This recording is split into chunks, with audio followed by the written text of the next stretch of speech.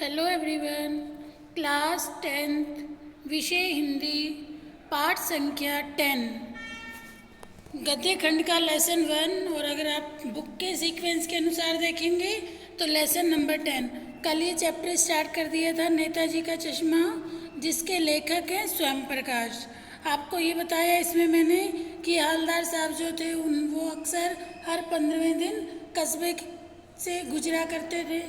कस्बे के बारे में बताया कि कस्बा कितना बड़ा था, उसमें कुछ ही पक्के मकान थे, एक बाजार था, एक ओपन सिनेमा घर, एक लड़कों का स्कूल, एक लड़कियों का स्कूल, एक नगरपालिका जो नगरपालिका अपने कार्य कराती रहती थी। ठीक है। और कस्बे के मुख्य बाजार के चौराहे पर नेताजी सुभाष चंद्र बोस की एक संगमरमर की प्रतिमा लगवाई थी। यह कहानी उसी प्रतिमा के बारे में है, बल्कि उसके भी एक सुभाष चंद्र बोस की प्रतिमा के भी एक छोटे से हिस्से की, किसकी, चश्मे की कहानी है।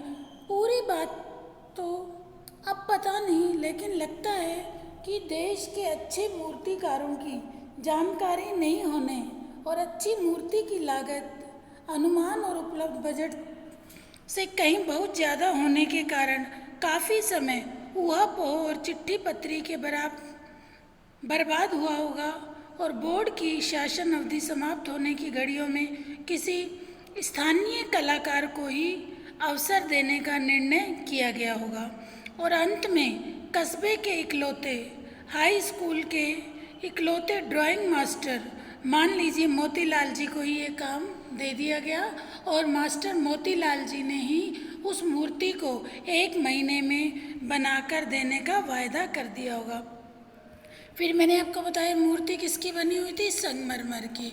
और हैरान करने वाली बात क्या थी, जो हमेशा आँखों को खटकती थी कि नेताजी की आँखों पर चश्मा नहीं था। यानी चश्मा तो था लेकिन वो संगमरमर का नहीं था, एक सामान्य और सचमुच के चश्मे का चौड़ा फ्रेम मूर्ति को पहना दिया गया था। ठीक है। यहाँ तक कल आपको समझा दिया गया था कि मूर्ति संगमरमर की थी, लेकिन मूर्ति पर बेटा जो चश्मा था वो संगमरमर का नहीं था, बल्कि एक काले चौड़े फ्रेम का रियल का चश्मा पहनाया हुआ था। हवलदार साहब जब पहली बार इस कस्बे से गुजरे तो हवलदार साहब जब पहली बार इस कस्बे से गुजरे और चौराहे के पास पान खाने को रुके, तभी उन्होंने इसे लक्षित किया, अर्थात इसे देखा और उनके चेहरे पर एक अजीब सी कौतुक भरी मुस्कान फैल गई। वाह भाई, यह आइडिया भी ठीक है। मूर्ति तो पत्थर की है लेकिन मूर्ति पर चश्मा रियल का। हवलदार साहब ने देखा कि वाह, मूर्ति पत्थर की और इस पर चश्मा कैसा लगा हुआ है, रियल का। जीप कस्बा छोड़कर आगे बढ़ गई। तब भी हवलदार साहब इस मूर्ति के बारे में ही सोचते रहे और अंत में इस निष्कर्ष पर पहुँचे कि कुल मिलाकर कस्बे के नागरिकों का यह प्रयास सराहनीय ही कहा जाना चाहिए। महत्व तो मूर्ति के रंग रूप या कद का नहीं, उस भावना का है, वरना तो देशभक्ति भी आजकल मजाक की चीज़ होती जा रही है।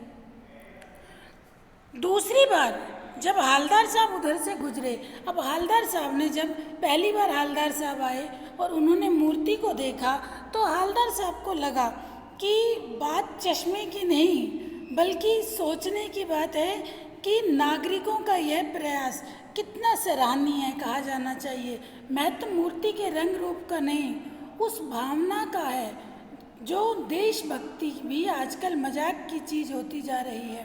कि हवलदार साहब को ये लगा कि वास्तव में लोगों के अंदर देशभक्ति की भावना है, नहीं तो आजकल देशभक्ति मजाक की चीज़ बनती जा रही है। दूसरी बार जब हवलदार साहब उधर से गुजरे तो उन्हें मूर्ति में कुछ अंतर दिखाई दिया। अब हवलदार साहब को तो हर 15 दिन बाद कस्बे में काम से आना होता था। अब हवलदार साहब जब दूसरी बार कस्बे में आए तो हवलदार साहब को अब कुछ और चेंज लगा, मूर्ति में अंतर दिखाई दिया। ध्यान से देखा तो पाया कि चश्मा दूसरा है। पहले मोटे फ्रेम वाला चौकोर चश्मा था, अब तार के फ्रेम वाला गोल चश्मा है। हालदार साहब का कौतुक और बढ़ा। वाह भाई, क्या आइडिया है। मूर्ति कपड़े नहीं बदल सकती, लेकिन चश्मा तो बदल ही सकती है। हालदार साहब ने कहा, वाह, जिसका भी ये आइडिया रहा है, कितना अच्छा आइडिया रहा है कि मूर्ति कपड़े नहीं बदल सकती, लेकिन चश्मा तो बदल सकती है। मूर्ति पर जब हालदार साहब आए, मूर्ति पर अलग अलग चश्मा लगा हुआ देखे। तीसरी बार फिर नया चश्मा। अब हालदार साहब को आदत पड़ गई, हर बार कस्बे से गुजरते समय चौराहे पर रुकना, पान खाना और मूर्ति को ध्यान से देखना। एक बार जब कौतूहल दुर्द में मैनिया हो उठा तो पान वाले से ही पूछ लिया, क्यों भाई, क्या बात है, ये तुम्हारे नेताजी का चश्मा हर बार बदल कैसे जाता है। पान वाले के खुद के मुंह में पान ठुसा हुआ था। वह एक काला, मोटा और खुश मिजाज आदमी था। देखिए, हालदार साहब जो थे बेटा, वो अक्सर पान वाले की दुकान पर आकर रुकते थे, ठीक है। और पान वाले से ही उन्होंने पूछा कि पान वाले की दुकान पे रुकते, पान खाते थे। पान वाले से ही उन्होंने पूछा कि क्यों भाई, ये तुम्हारा इस मूर्ति पर चश्मा कैसे बदला हुआ होता है। पान वाले के खुद के मुंह पर पान ठुसा था। वह एक काला, मोटा और खुश मिजाज आदमी था। हालदार साहब का प्रश्न सुनकर आंखों ही आंखों में हंसा।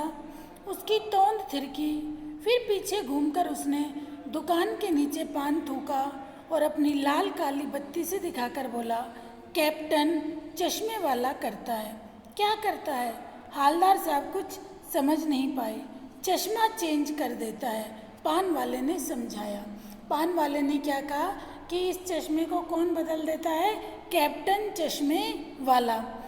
अब हालदार साहब को बात कुछ समझ में आई।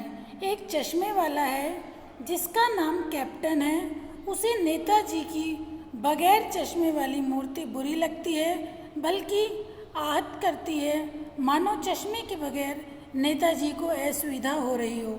इसलिए वे अपनी छोटी सी दुकान में उपलब्ध गिने चुने फ्रेमों में से एक नेताजी की मूर्ति पर फिट कर देता है। लेकिन जब कोई ग्राहक आता है और उसे वैसे ही फ्रेम की ज़रूरत होती है जैसा मूर्ति पर लगा है, तो कैप्टन चश्मे वाला मूर्ति पर लगा फ्रेम संभवतः नेताजी से क्षमा मांगते हुए लाकर ग्राहक को दे देता है और बाद में नेताजी को दूसरा फ्रेम लौटा देता है। वाह भाई, खूब क्या आइडिया है। देखिए, पान वाले ने क्या बताया कि कैप्टन चश्मे वाला जो है वो इस मूर्ति पर चश्मे को बदल देता है। हालदार साहब ने पान वाले से पूछा कि इस मूर्ति पर हमेशा चश्मा बदला हुआ मिलता है, ये कैसे?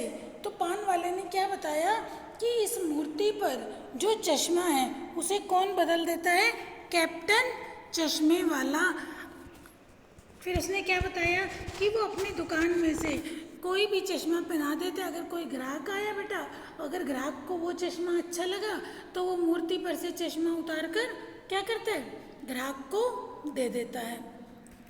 पान वाले के लिए यह मज़ेदार बात थी, लेकिन हालदार साहब के लिए चकित और द्रवित करने वाली। ठीक है, पान वाले के लिए ये बात बहुत ही मज़ेदार थी, लेकिन हालदार साहब के लिए ये बात बहुत ही चकित और द्रवित कर देने वाली थी। सोच रहे थे, मूर्ति के नीचे लिखा मूर्तिकार मास्टर मोतीलाल वाकई कस्बे का अध्यापक था। बेचारे ने महीने भर में मूर्ति बनाकर पटक देने का वादा कर दिया होगा, बना भी ली होगी, लेकिन पत्थर में पारदर्शी चश्मा कैसे बनाया जाए, कांच वाला, यह तय नहीं कर पाया होगा, या कोशिश भी की होगी तो असफल रहा होगा। अब देखिए, पान वाले के लिए यह बात मज़ेदार बात थी, लेकिन हालदार साहब के लिए यह चकित और द्रवित करने वाली, यानी वह ठीक ही सोच रहे थे। मूर्ति के नीचे लिखा मूर्तिकार मास्टर। मूर्तिलाल वाकई कस्बे का अध्यापक था। बेचारे ने महीने भर में मूर्ति बनाकर पटक देने का वादा कर दिया होगा, बना भी ली होगी, लेकिन पत्थर में पारदर्शी चश्मा कैसे बनाते।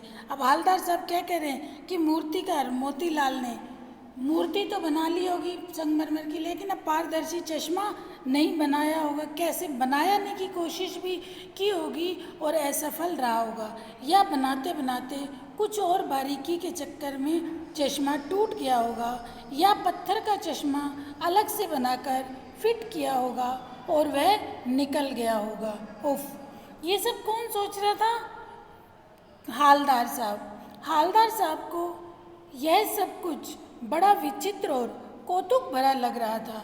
इन्हीं ख्यालों में खोए खोए पान के पैसे चुकाकर चश्मे वाले की देशभक्ति के समक्ष नतमस्तक होते हुए वह जीप की तरफ चले, फिर रुके, पीछे मुड़े और पान वाले के पास जाकर पूछा, क्या कैप्टन चश्मे वाला नेताजी का साथी है या आज़ाद हिंद फौज का भूतपूर्व सिपाही?